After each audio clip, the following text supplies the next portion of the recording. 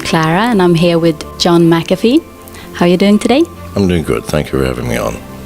The Malta Summit that's happening now is I go to many of these, maybe a half a dozen a year, all around the world. This is one of the most energetic, one of the largest, and one of the most positive energies that I have seen. Everybody here is excited about the future. All the speakers are excited. The audience is excited. Everybody is engaged. To me, in the middle of a bear market where everything is depressed, to have that sort of energy and positivity, that's an excellent sign.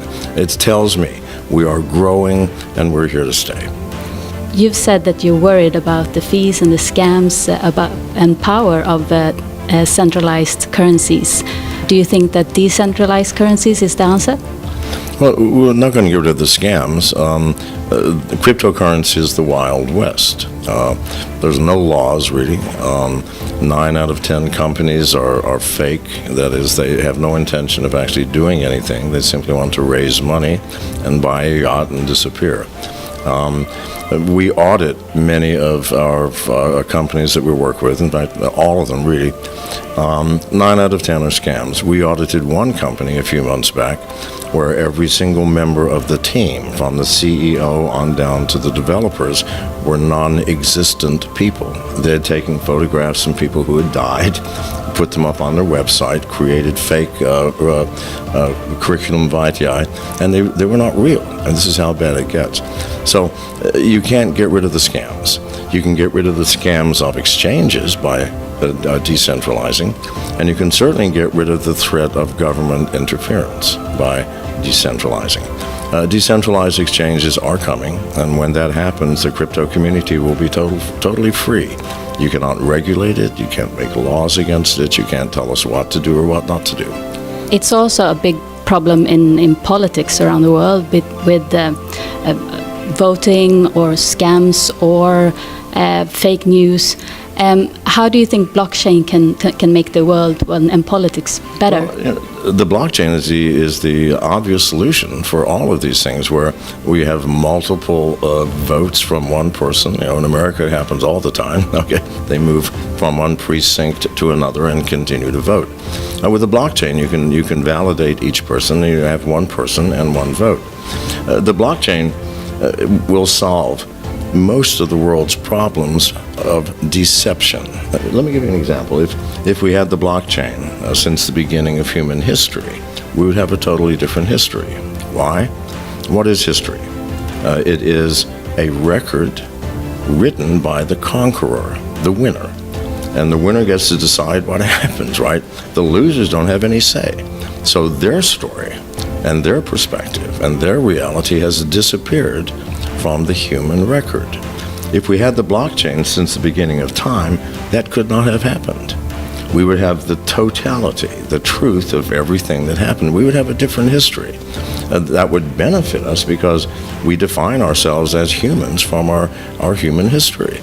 And with a different history, we would define ourselves differently. So it's a very powerful tool to be applied to all of history, and I think one day it will be, all the way down to voting or for mundane things like the supply chain problem. It will permeate every aspect of our lives.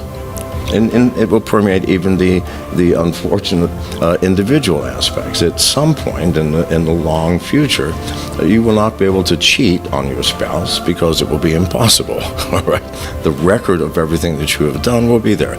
So you're going to be giving up a little bit of privacy, but what you get in exchange is freedom, because you're living in a world of truth.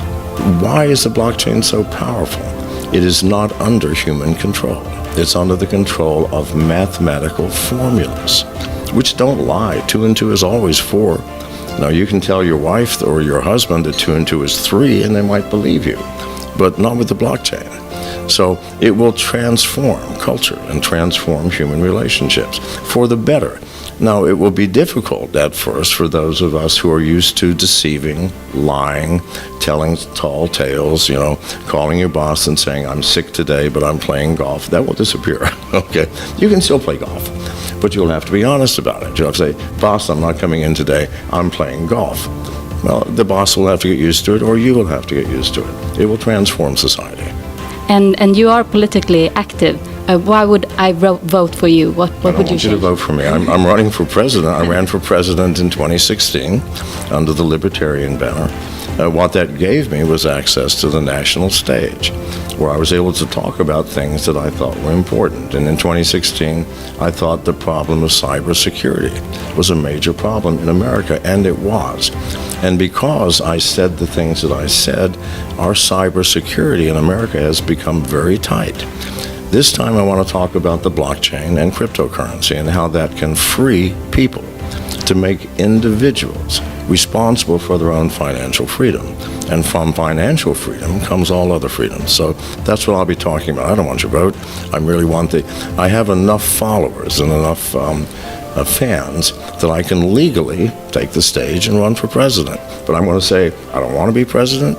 I don't care if you vote for me, because I can't be it's impossible for me to be elected president. If you know anything about my background, please God, no. However, I still have the right to run. This morning there was in your discussion you said that something about a prostitution coin. Is that still on the table? There was for a period of months I was contacted by an organization run by a number of prostitutes called Pink Date, and they wanted to create a token for prostitution. Well, it made good sense, because if you're using tokens, then your wife is not going to get a credit card statement and say, what was this $500 for, right?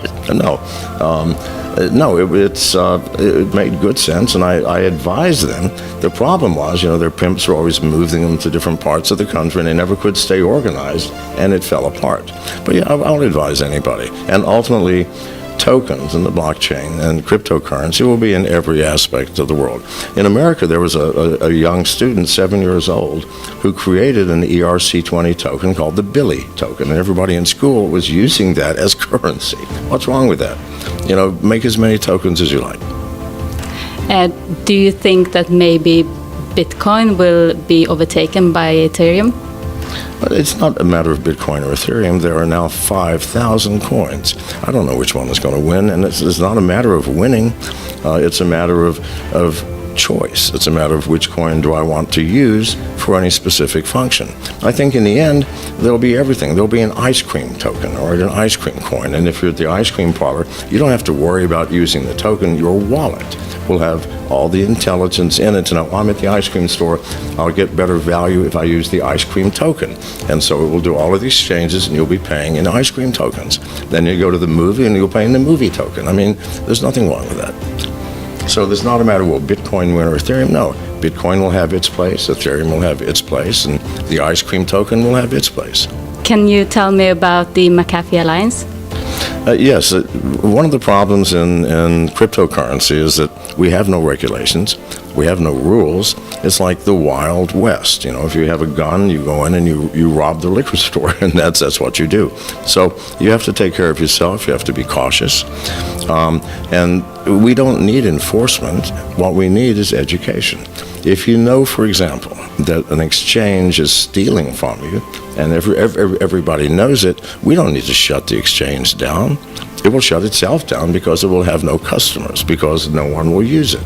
So it's a different world. With the blockchain, we're based on information, on reality and truth. Do you need policemen to shut someone down if all their customers walk away? No, they shut themselves down. So the McAfee Alliance is a way to collect information, which we try to validate, about those main scammers in this field, and most of them are exchanges, because they have unlimited power. No one knows where they are. We don't know what country they're in. We don't know who works there. So they're free to do what they want, and they do. So all we have to do is notify people, listen, if you put your money there, they're likely to keep it, take half of it, who knows? So people stop using it. Now Malta is trying to be this big hub for blockchain and ICOs and everything. Do you think it will change the way that Malta is, the way people think? Well, temporarily, yes, because we still have centralized exchanges, which can be shut down by governments. That's the power that they hold over us. If we do not adhere to their regulations and rules, then they can shut us down. In 2 years, we will have decentralized exchanges where The exchange is running on 10 million devices, 10 million smartphones and pads all around the world, and it's constantly changing and fluid. You can't shut it down. When that happens, government regulations become meaningless.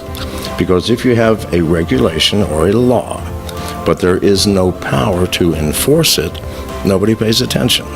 So all the laws that are being passed now in Malta, and I agree with them, that's great. It will help us grow. In 2 years' time, no one will pay attention to them because we will not have to. That's the tragedy of what's happening. Governments will eventually have to accept the fact they will have to change.